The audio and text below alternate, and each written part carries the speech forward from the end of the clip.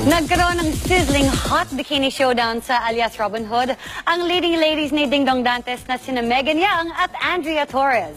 Sulipan natin yan sa chika ni Katatibayan. Excuse me?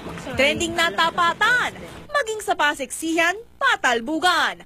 Hot topic ang mala showdown na who wore it better or sexier scene na Megan Yang bilang Sari at Andrea Torres bilang Venus alias Robin Hood kagabi.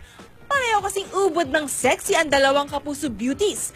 Kaya maging ang netizens, hati ang reaksyon, Team Venus o Team Sari?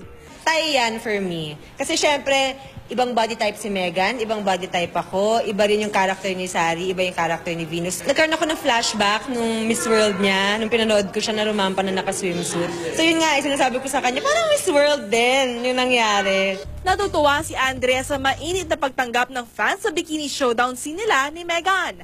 Ang bikini scene na Venus at Sari ay isa lamang sa marami pang paghaharap ni Sari at Venus na hindi dapat palampasin sa alias Robin Hood.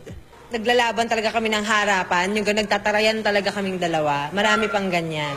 Tsaka syempre, andyan pa rin yung mga action scenes. Bukod sa alias Robin Hood, abangan din ang kaseksihan ni Andrea at Megan sa The Magic of Christmas Special ng Kapuso Network sa December 18.